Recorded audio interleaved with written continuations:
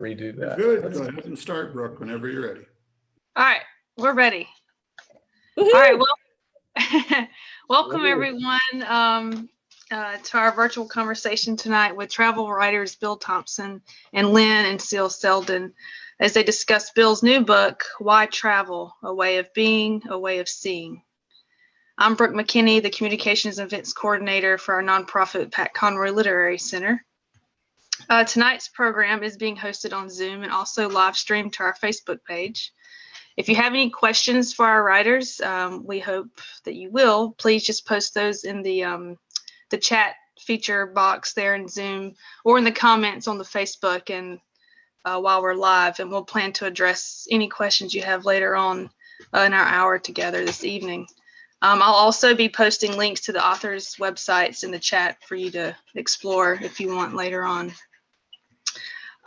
In his book, Why Travel, Bill Thompson writes about one subject as a way of exploring a multitude of others.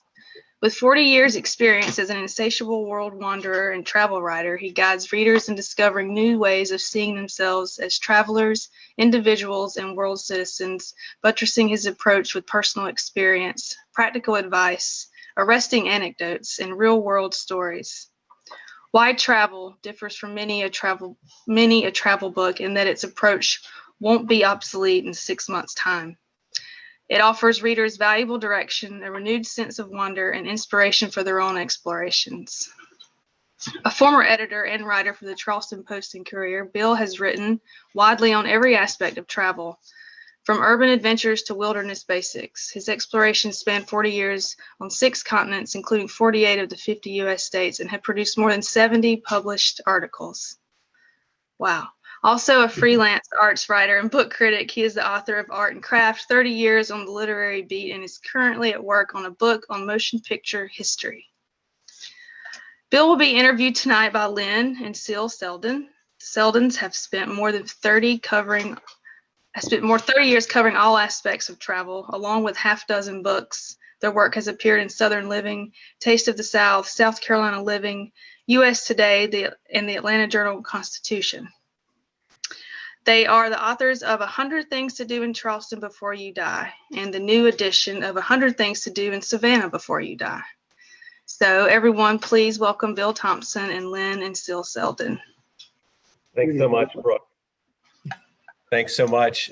Bill will go first and then basically get out of your way as we ask a few questions along the way. Brooke, I am not seeing Facebook. I have it up separately, and I'm not seeing the watch live video to be able to click on. I just wanted to make sure you were seeing it. Let's see. I just want to make sure those folks are there because I know quite a few are watching it that way. Yes, they're there. Okay. Great. Very good. It just must be. It is recording. Great. All righty, very good. Well, thank you so much, Brooke, and thanks to the Pat Conroy Literary Center for having Bill and us join y'all tonight. We have read Bill's book, Why Travel. It is a great read, and for fellow travel writers to be so engrossed by a travel book says a lot. I enjoyed the book thoroughly. But here's my first question. Why this book and why now? Well, initially, the idea was just to marshal my thoughts on the subject of travel after 20 years of writing about it. And then, as Brooke was suggesting a few moments ago, I also wanted to produce a book that would not be obsolete in 6 months' time, as so many how-to books tend to be, or books that focus on a particular location. So the idea was to have something that was more of a philosophy of travel, and it would be useful in more ways than just the simply practical, but with practical suggestions. That's great. Basically, I was fascinated by the format of the book, and I'd love for you to tell us a little bit more about the format, why you chose it, and to also ask you for permission to steal the idea for one of our future books, because I just thought it was great. Well, I'm sure I stole the idea down the road. I don't know who, but it was actually an outgrowth of my previous book, Art and Craft, which was published 5 years ago. And in that particular case, I was doing thematic essays on various subjects involving writing and the writing life. And I tried to amplify those with author interviews and with occasional book review. Similarly, in this one, it was various subjects and issues involving travel. Each chapter opened with a thematic essay on that subject, which I tried to amplify or illustrate through travel stories that I had written. So that's essentially how it came about. Very cool. And do you have, out of the various chapters and the excerpts, do you have a particular favorite topic that you just really felt resonated right now? Well, I think with me, because I've done so much travel on my own, as well as with good friends and former paramours, but I think it was traveling solo. And it's useful, I think, to people because they learn how to be alone, how to travel when you are not accompanied by someone, how to deal with situations as they arise, but also the freedom that it gives you. You can do precisely what you want, whenever you want, however you want, and there's something to be said for that. I think Cele and I might agree with that occasionally as far as being attached at the hip during most of our travels. Yeah. You talk a lot about preparation and planning prior to travel. What are some of your favorite ways and tools to kind of heed that advice? I mean, do you use guidebooks? Do you read magazine articles? Do you spend time on the internet researching? How do you go about planning for a trip? Well, all the above and more. Plus, I think people should be advised to use their own store of experience and how they travel. But my principal advice is always just to read, and read again, which is one of the reasons in the book I have a chapter that just lists some of the great travel books. I thought that was great. What for the viewers, what are some of your more favorites? Do you have a guide? Well, I'd say anything by the really great travel writers, Paul Theroux, Jan Morris.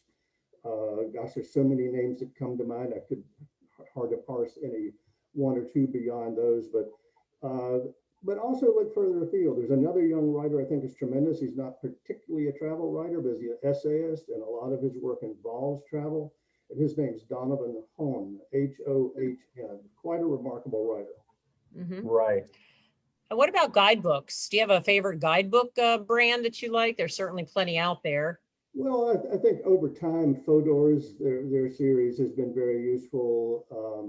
It provided, you update the information. Even if you have the most recent copy of a particular guide or tour book, you still want to back it up by doing your own research and making sure some of their recommendations are still available.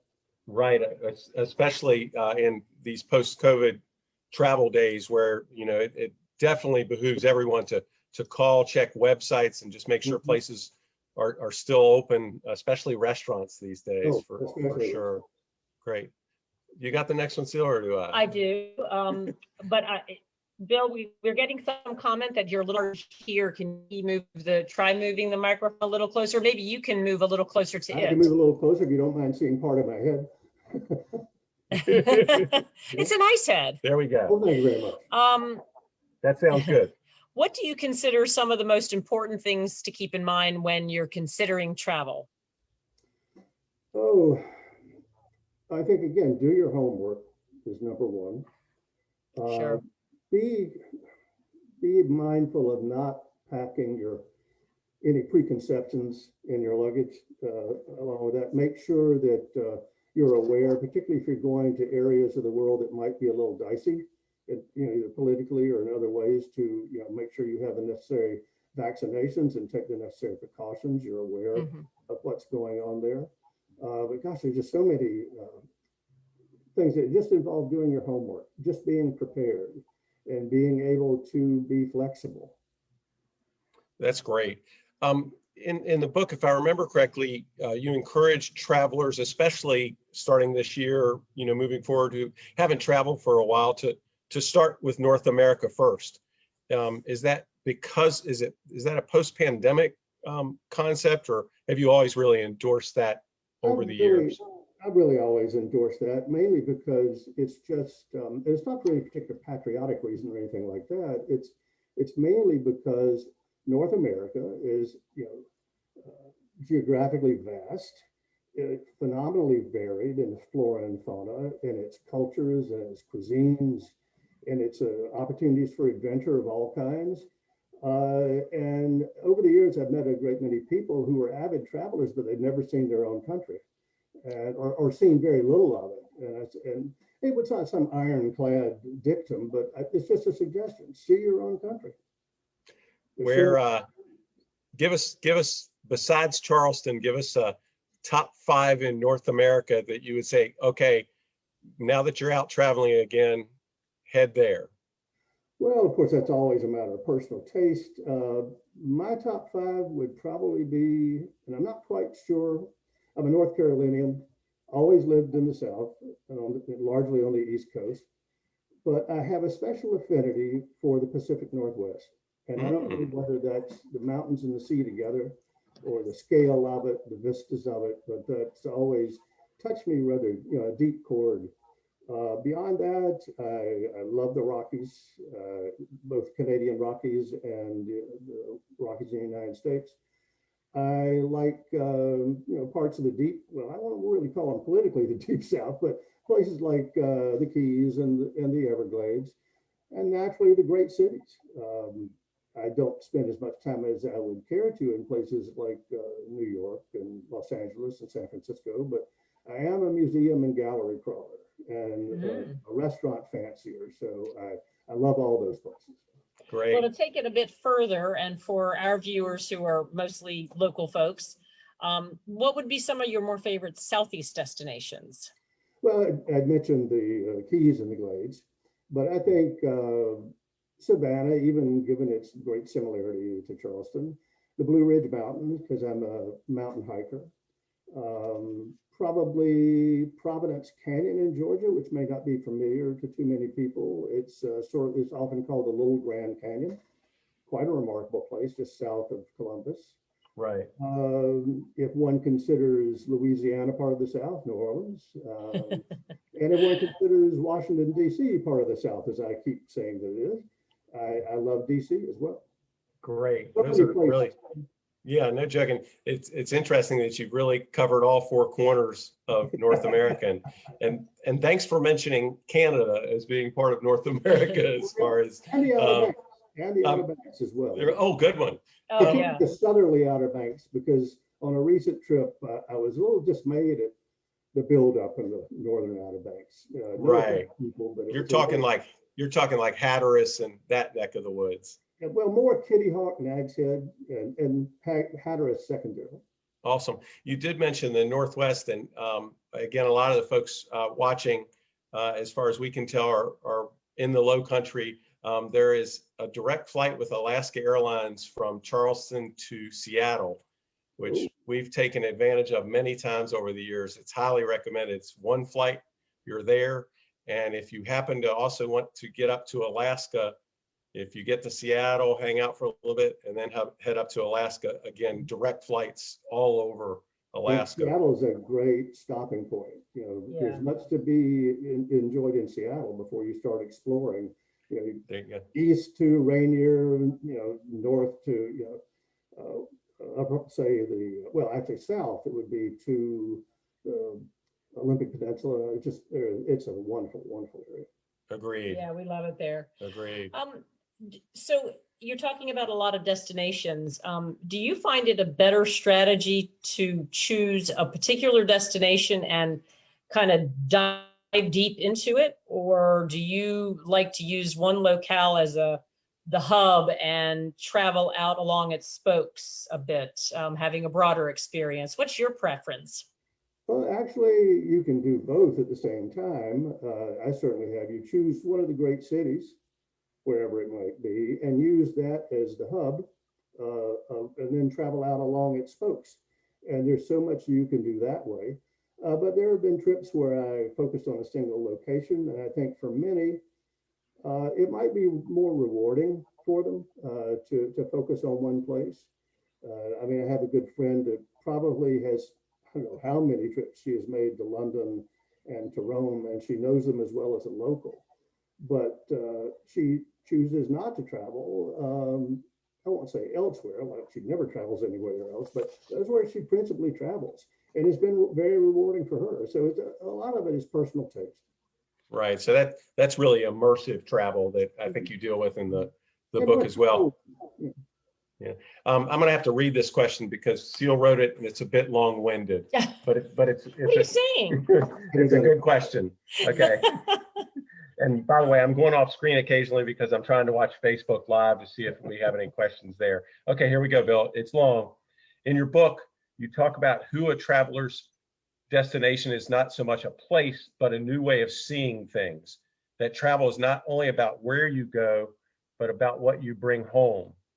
Can you sort of elaborate on that? That really resonated with us.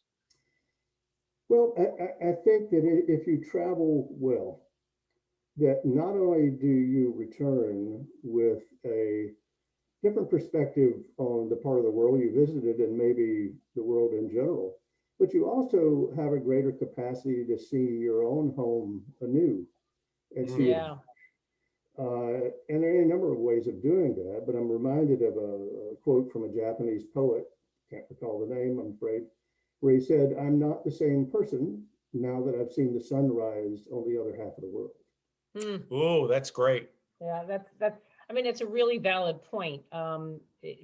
Travel isn't just about going and seeing the sights. It's learning about new cultures, different cultures, and bringing some of those things back to your own life. You elaborate on that a bit in the book about how you can bring back those experiences, and it makes you look at your life differently or your community differently.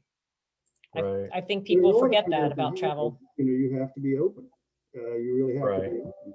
I think on the one hand, a reasonable caution, particularly if you're traveling alone, and particularly if you're female, in certain parts of the world is valuable, but you don't want to be too restrictive on yourself. You have to be open to experience, or experience isn't going to find you. Along those lines, we've actually had a good question that segues perfectly into what you were just saying. Have you traveled to spiritual sites in the world? And what is your favorite spiritual destination? Well, of course, first you'd want to define what spiritual means to someone. If you're meaning in the conventional religious sense, I'm into churches and mosques and synagogues around the world, but I must confess that at least the larger portion of my interest was architectural. But I had mentioned the Pacific Northwest. I would say probably one of the more profound spiritual experiences I ever had, being alone on a bluff overlooking the sea in a windstorm.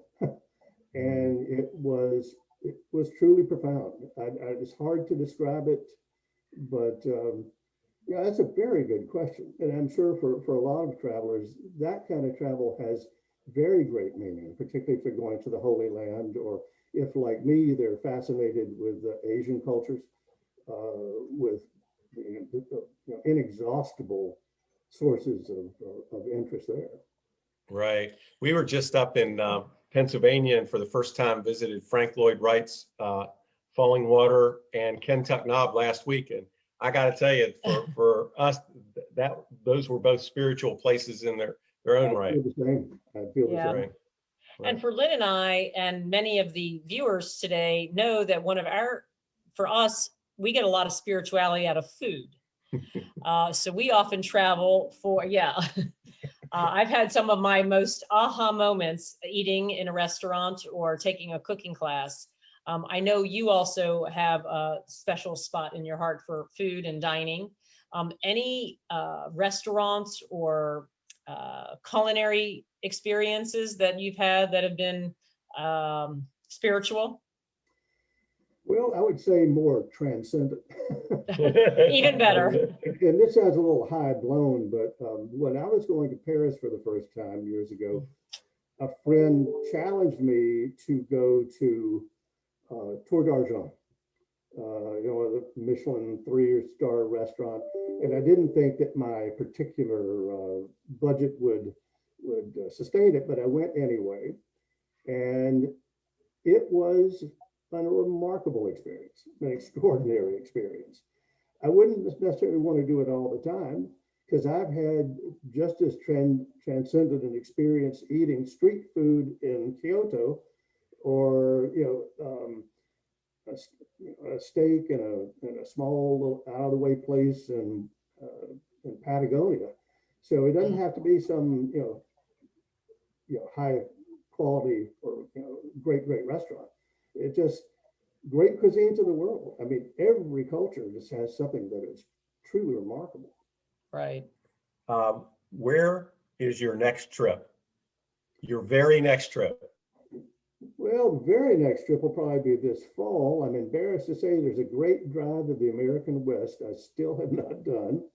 And that's down US 1 in California from Point Reyes to Big Sur.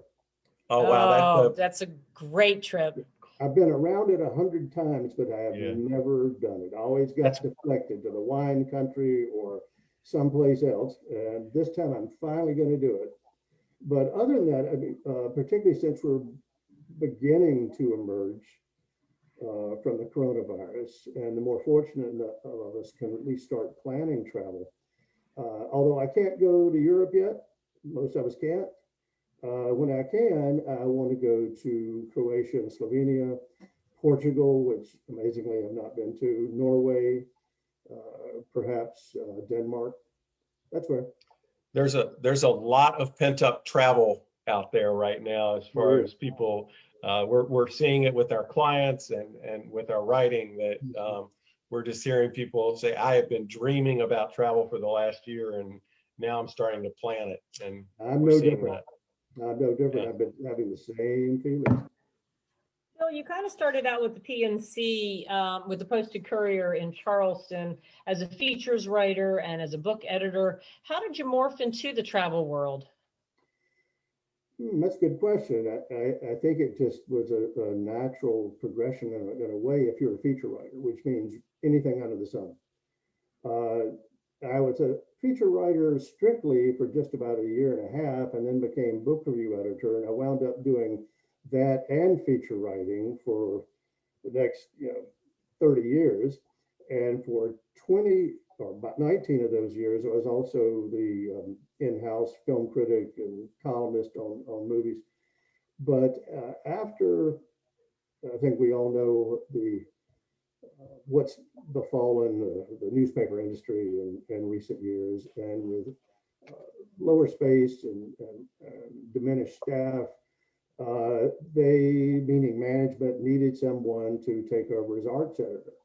So that was embracing everything. I stopped doing film full time at that point, and the arts, all of that section became arts and travel. And since I was editor of the section, I also became editor of the travel portion of it. But I had been, already for the past 15 or so years been writing travel stories. So that's basically how it came about. Maybe not a natural progression, but one that seemed really natural to me.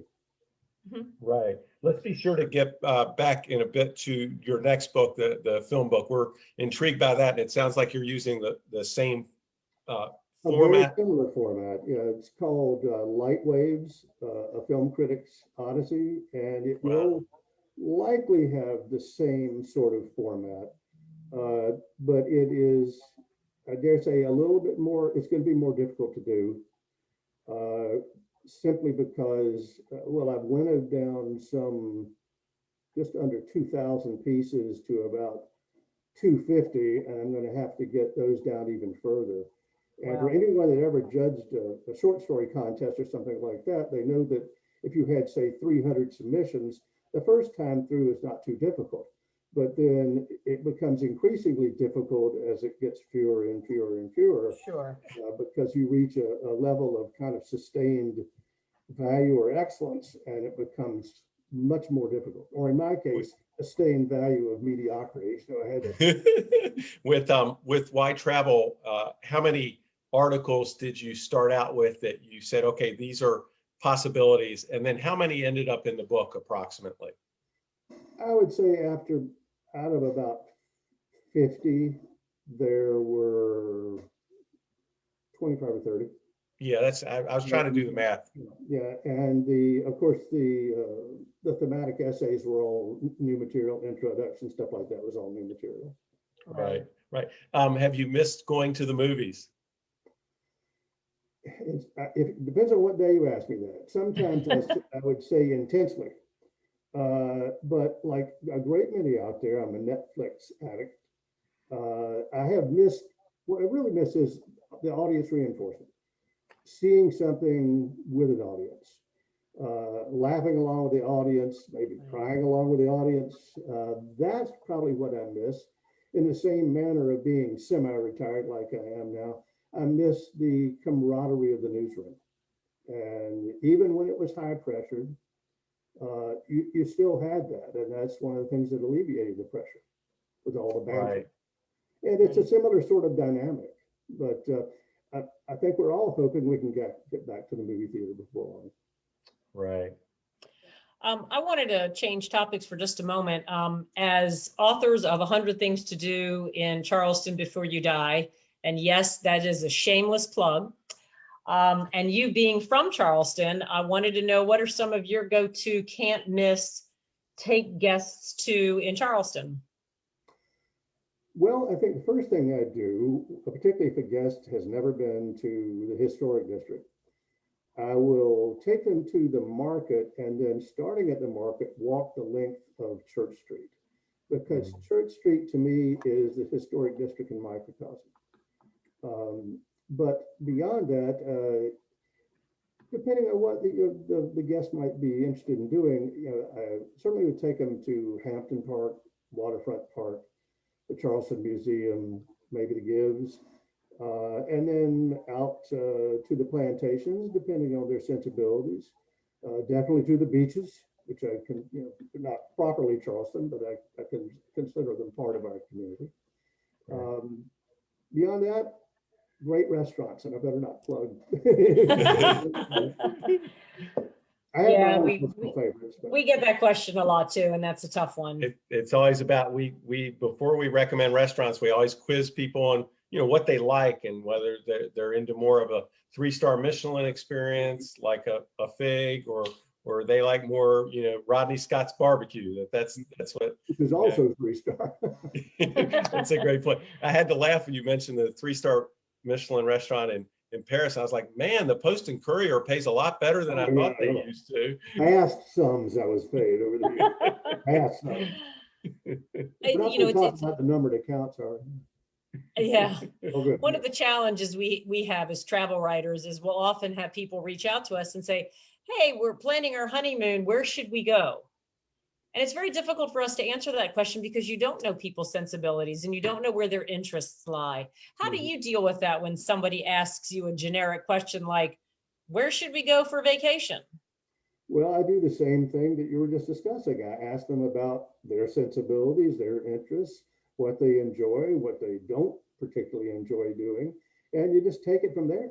But the only time I have a problem is when people are inexperienced and perhaps indecisive, and they want me or someone else to sort of make up their minds for them. And I shrink from doing that. I can always make suggestions, but I want them to discover it on their own, not get to Madrid or Jersey City and find they don't like it so much. Right. We have a great question from the audience. Can you share some extremes? Worst travel experience, best travel experience, scariest travel experience, besides just talking to us? Well, that's been a restorative travel experience. Some would say spiritual. Let's take the first, give me the ones. Best, worst, and scariest extremes. Well, best, different places for different reasons. I think probably South Africa was my most amazing trip because I got to see and do so much and really covered a great deal of ground in that country, thanks to a wonderful guide who was a good friend of the Charlestonian. And this was a very canny guide. He wasn't going to take you where he wanted you to go. He was going to take you where he thought your own sensibilities led. And he had a great ear for that. But to be able to go to Cape Town and down to Cape Point at the bottom of the world almost, and then up to the north in Kruger Park, the wine country, to see, and out in the wilderness to see so many animals, so many species, so many fantastic plants, because I was there at the beginning of spring and wildflowers were erupting from ones this big to 6 foot tall wildflowers. It was just majestic. You got followed by baboons, followed by penguins, followed by all kinds of creatures, including about a 400-pound baby Cape buffalo that thought I was its dad, I think. But that's a long-winded answer about the first one. The worst, I can honestly say I have been extraordinarily lucky. I have not had a worst. So the worst would probably have to go back to my days as a sports writer, which I was my first 9 years in the business. And that was covering events during blizzards in the north and things like that. And airports that were shutting down. Those would be my worst trips. Worst and possibly scariest. Do you have any other scary? Yeah, I won't elaborate, but there was one that was particularly scary, kind of life-threatening. But I think there was another category: best, worst, and the scariest. Oh, scariest. Yeah, that was probably the scariest. Being sort of charged by an elephant who was just bluffing. That was a little scary. Sure. Yeah, you don't know he's bluffing. Yeah, I didn't know he was bluffing. But there was an amusing one too. We were at a park, we were at an open Jeep, meaning there's no doors. And not only were there lions about, big adult lions, but we were taking photographs and something, I put my left leg out of the Jeep and something brushed by my leg. And I looked down and it was an enormous hyena. And they are extremely dangerous. But I reflexively took a quick photograph of it as it went by. And when I looked at it later, he had an embarrassed look on his or her face as if to say, sorry. And he went on his business. So that could have potentially been my scariest moment. Right. Too surprised to be frightened. Sometimes scary becomes funny later. Oh, yeah. After the fact. Exactly. I had one of my most spiritual and my scariest experience at the same time, riding the cable car up to the top of Masada. Oh. The cable car was absolutely frightening. Just packed in there like sardines on a cable car, a little afraid of heights. But once I got to the top, it was such an amazing experience up there. So sometimes they can be both at the same time. Right. I imagine a majestic view from there. It was spectacular. I I walked down though. She did walk down. I walked with her. Wasn't going to take the cable car back down. I Speaking had that kind of, of experience with a girlfriend when we were in Italy, and she was so nervous taking the gondola up to Anacapri on the island. And she waited for some sort of vehicle to take her down when I took it back because it was open.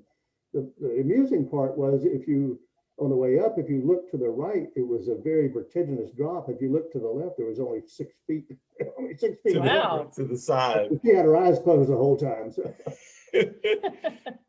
Speaking, we talked about a few foreign countries there.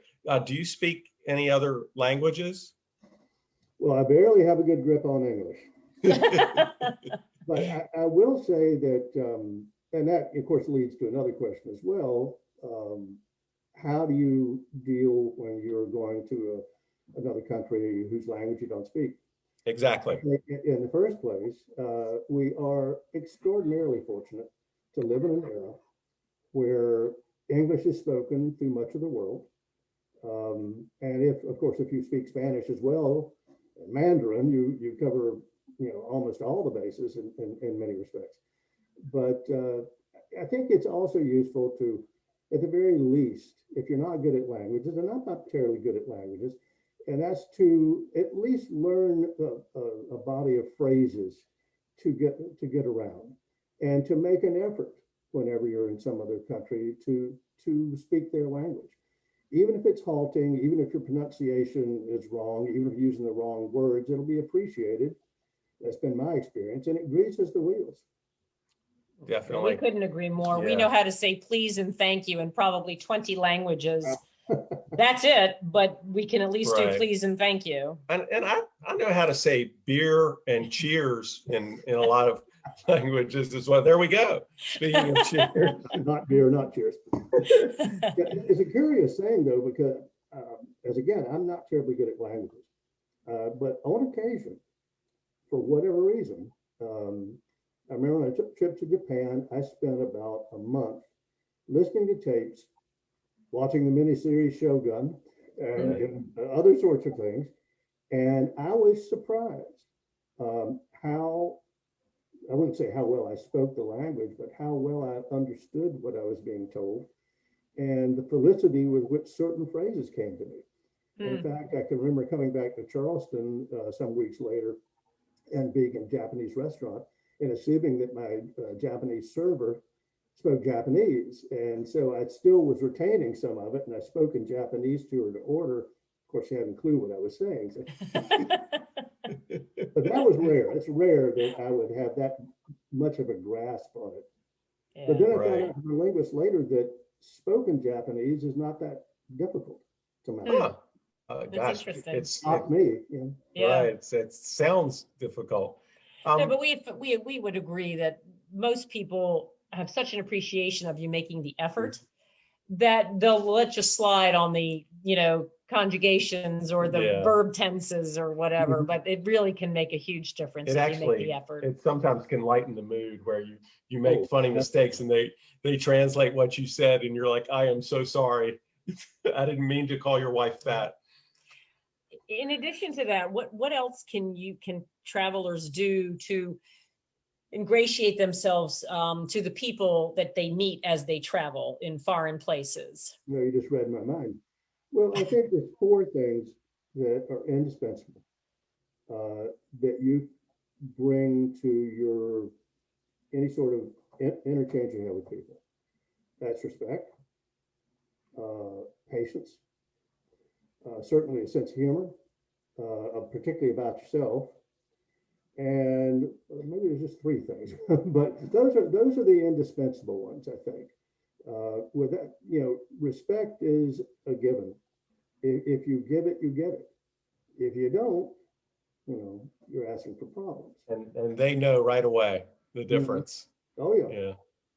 So I there think was we've respect. long past, there are always going to be individual differences, but I think we're long past the 1950s notion of the ugly American. I think we are much more educated about travel now and about how you comport yourself in someone else's country. And you said respect, patience, and what was the third one? A sense of humor. Right. Oh yeah.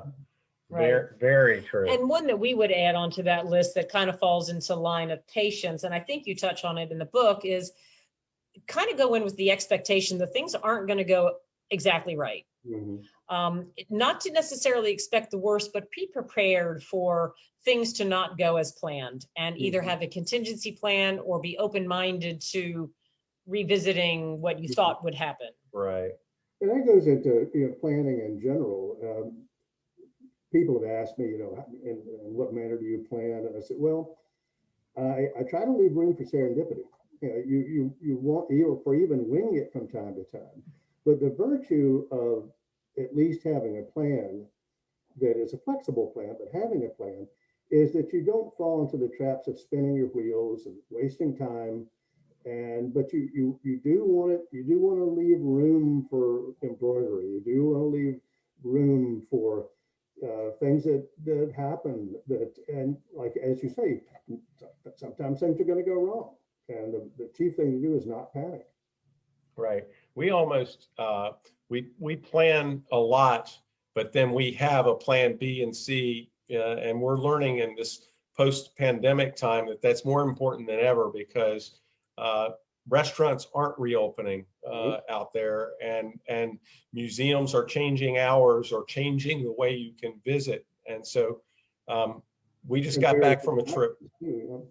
Yeah, we just got back from a 17-day trip 6, 7 different states where we went to plan B, C, and sometimes we've joked plan Z at times. And some of our best experiences were actually plan Z. I might have to consult with you later on Plan Z.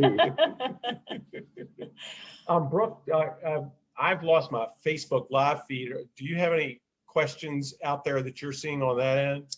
And also, if anybody that's viewing on Zoom, please feel free to use your chat button to ask us any questions. I know we've been kind of dominating the conversation, but we welcome any questions from our viewers as well. We would love to see those for sure. I do see 11 under the chat heading, but Yeah, I think we're caught up on those couple of questions. And I just had another one, and it's Oh yeah, one thing we did want to mention is where to get your book for folks that haven't gotten it yet. As fellow book lovers and writers, we want to make sure people know where they can get it. well, locally, meaning Charleston proper, I believe it's still at Buckman Books. It's at the Preservation Society. It's available, certainly online through all the usual channels, Amazon, Barnes and Noble, and to my astonishment, some, small websites and stores around the country, which I guess that's a testament to modern distribution. Right. Well, and it's also that the topic is so topical. One thing we did want to mention, you can get it through the Pat Conroy Literary Center bookshop link. I think, have you posted that, Brooke, or could you? Because that's a neat way to support the Pat Conroy Literary Center. And for those of you out there who haven't been, please get there. It's an amazing, amazing place here in Beaufort where we live. Amazing. I was just recently there to visit the new facility and to say hello to Jonathan, and was much impressed. Yeah, it's a really beautiful facility. And somebody just chatted that they just ordered it through the Pat Conroy Literary Center online bookshop. So if that's another way to get it. One other question that's a bit topical. So what is your opinion on what travel will look like post-pandemic? Well, my wish is that it'll look very much like it did pre-pandemic. And I guess it's at this juncture, particularly with what's going on in certain parts of the world, it's anybody's guess. I would think in the short term that we are going to be renewing the sort of international and national travel we've been doing, but with a lot more precautions and a lot more awareness of some of the dangers. Now, longer term, as variants continue to emerge, it's going to be a bit dicey. I wish I had a good answer for that, but it's, as I say, your guess is as good as mine. Right, and it may depend on where you're going, but also the form of travel, like cruise travel is going to be very different for quite some time. I apologize, but I'm going to read this great question that just came in. You mentioned that South Africa was a great experience because you covered a lot of ground. I find it sometimes a tricky balance when I plan a trip to a faraway destination, Europe, for example, to not pack in too many sites and destinations. It can feel too rushed, too much of a whirlwind. Maybe staying longer in lovely places is a better approach, depth over breadth, or vice versa. I think that's, you sort of alluded to that earlier. Yeah, we addressed that earlier, and I agree. It's often the case, but once again, it depends on what your goals are, it depends on what your tastes are. It also depends on how perceptive you are. You can gain a lot in a short amount of time if you're open and observant. I mean, there's no comparison to spending a lot of time in a place and being open and observant. But in that particular case, it was made in South Africa, it was made easier for me by who I was traveling with and where I was staying. And it never felt rushed, surprisingly, in a way. In fact, it felt leisurely. I can't say that has always been the case in places. And I agree that, maybe not the best way in the world to travel is the old, if it's Tuesday, it must be Belgium. Sort of thing. That's not ideal, except perhaps as an introduction. If someone has not been to Europe and they are uncomfortable traveling alone, I mean, just using Europe as an example, research thoroughly. There are good guided tours out there, really first-rate ones, even if that's not your cup of tea. And you will see a lot, and you get a taste of everything, and you get a sense of where you might want to come back later to invest more of your time. That was a great point, Matt. Thanks for pointing that out online. And we agree. I think cruise travel is that way for us, especially on small ships, where we'll visit a number of ports and we'll then go back to one port for a week later because we learned about it on the cruise. Exactly. One other way that we combat that, and I know not everybody's in a position to do that, but because we work for ourselves and we can pretty much work anywhere, we try to take as long a trip as possible. We went to New Zealand several years ago and we spent a month. And New Zealand's a fairly small country and it's separated into two, North Island and South Island, but it gave us ample opportunity to do a thorough exploration of the entire country. Now, obviously not everybody can manage that, but if you can, particularly if you're going far flung, extend your trip and perhaps make it a little bit longer than you might otherwise to really be able to do a full immersion in that location. And I think more so now than ever with remote work possibilities, where your office may not really care where you are, so you can be somewhere else and traveling, but working at the same time. In some ways, I don't say I would welcome a pandemic, but I would have welcomed the idea of being able to travel and report from the road. The thing I was constrained in 40 years of newspaper work was you only had so much vacation. And so you could only be gone for so long.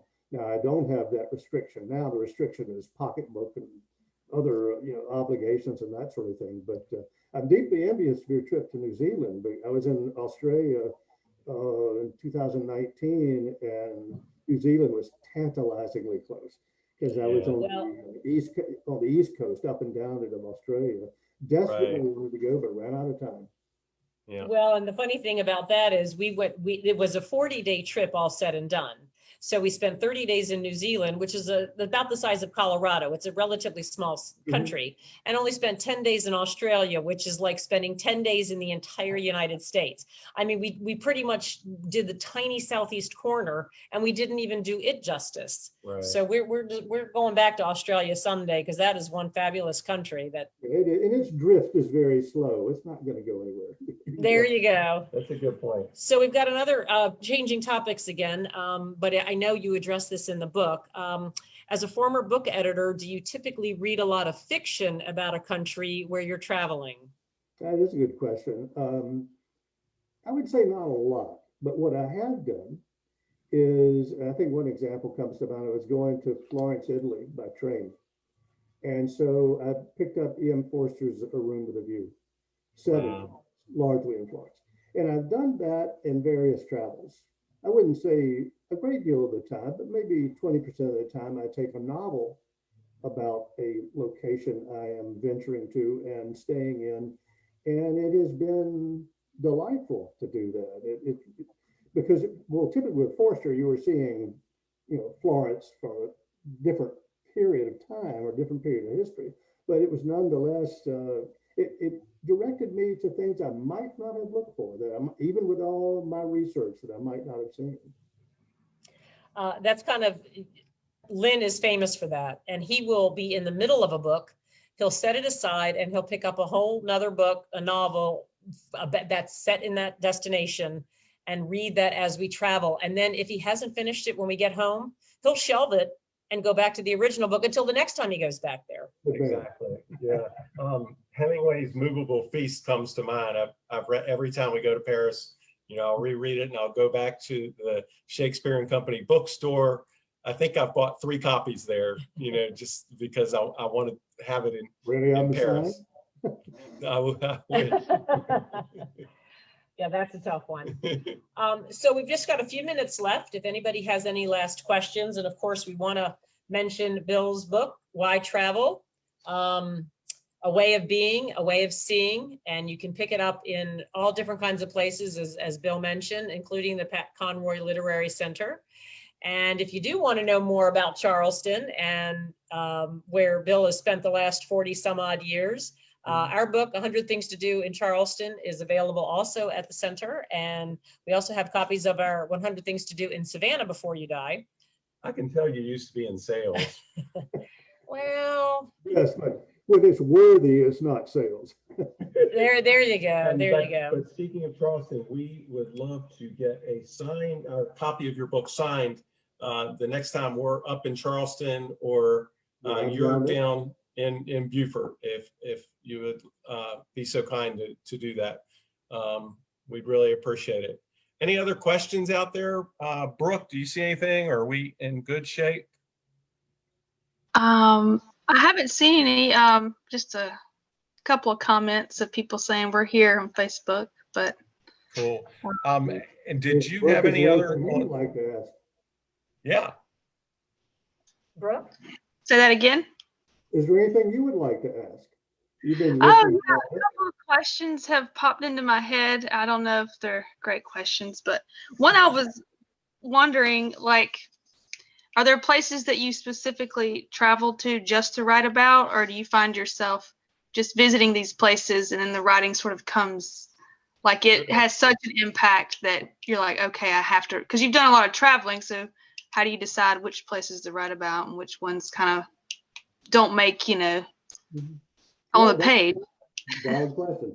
I would say in the last 25 years, it almost feels compulsory. I go someplace I want to write about it. And I think in part, it's just like the earlier question, why did I write this book? It's to just marshal my own thoughts about a place, because it enriches my experience of it, being able to refer back to that. And it just sort of underscores the experience for me. But there are still places I go that I have no intention of writing about, not because they're not interesting, because one of the things I'm adamant about is if you have imagination and if you have curiosity, even a little crossroads in the middle of nowhere will have features of interest, but you have to have curiosity. We're a little jealous. I'm sorry, Brooke. I'm a little jealous, Bill, because you always had the Post and Courier to be able to write your stories for. Lynn and I sort of wake up every morning unemployed, and we often have to sell our stories. So I'm a little jealous of you and your experience with the Post and Courier. For me, sometimes, I mean, I still contribute them to the Post and Courier, but also, and I prefer not to mention the magazines, but I also write the occasional one for other magazines. So I know exactly how you feel. But you're so right about, it's interesting. Sometimes we'll go somewhere where we don't have an assignment and we have these preconceived notions of what we're going to do and cover, and then we'll write about them, and then we get there and it's completely different. You alluded to that earlier. It happened to me as well, more than that. And it's great. That's that whole thing of being flexible. I call it boots on the ground. You really don't know until you get your boots on the ground. You can read all you want. I've got another question here. Have you ever been asked by friends to take them on one of your trips? No. I think we have some viewers that might. Well, I'll always take suggestions. But not that I can recall. I mean, after the fact, why didn't you invite me, or why didn't you take me along? That sort of thing. But no, I can't recall that ever having come up. Okay. You may now. And one thing I've never done, and I don't know that I ever would, unless I've had friends and acquaintances that led tours to various parts of the world. I don't know if I would have, I've talked about the virtue of patience as a traveler, but I don't know how much patience I would have with a gaggle of folks that were following me around, expecting me to be the oracle. Right. We'd be terrible. I can tell you. I'd be terrible. Well, we just tell people to read about it. There you go. One thing we find about travel is that people travel in their own ways. And just because you may be the museum and culture guy, but other people in your group may not be. So we tend to be a bit independent travelers. Mm-hmm. There are some people that want that, hand holding and do the legwork for them. So there are great guided tours out there for people that prefer that style. And then there's great information out there if you want to put your own trip together. So there's a little bit for everybody. Right. Well, it looks like we're in perfect shape on time, and in non-Pat Conroy tradition, we're actually on schedule. Well, one quick thing I was going to ask for Bill, Lynn, and Cele, or I guess, and if you've traveled many places, and I don't know what home means. It means different things to different people. But have you ever visited a place where you truly felt like you were at home in some way or the other? Bill? The aforementioned Pacific Northwest, in a strange and almost indecipherable way. And curiously, because I'm of English, Scottish, Irish extraction, the UK. We're very alike and totally different, but I still felt, kind of at home there. There you go. Good In a one. very real sense at home. I know what Cele's answer is, and mine will be too. You want to? What is it? It's Beaufort, Beaufort, South Carolina, not Beaufort, North Carolina, but Beaufort. I'm familiar with both, and no offense, North Carolina, I prefer the South Carolina version, particularly for an especially inviting restaurant on the water there, a grill that very, very fond of. Yeah, it's when we're coming home, we just got off a long trip, and it's great to come home to Beaufort. It became our home long before we actually moved here. So, and in fact, if somebody wanted to, if you were talking earlier about where would I suggest a visitor go when they came to Charleston, let's say if you want a day trip, let's go to Beaufort. Good answer. Just stop sending all those Charlestonians down here to live. Done. Well, thanks so much. This was a lot of fun. I hope everyone out there enjoyed it as much as we did. And thanks for hosting us, Brooke and Bill. You were fantastic. Well, it was delightful doing it. I hope I didn't fumble around too much. And Brooke, thank you. See you, Lynn. It's delightful to see you as all. And I look forward to a face-to-face meeting.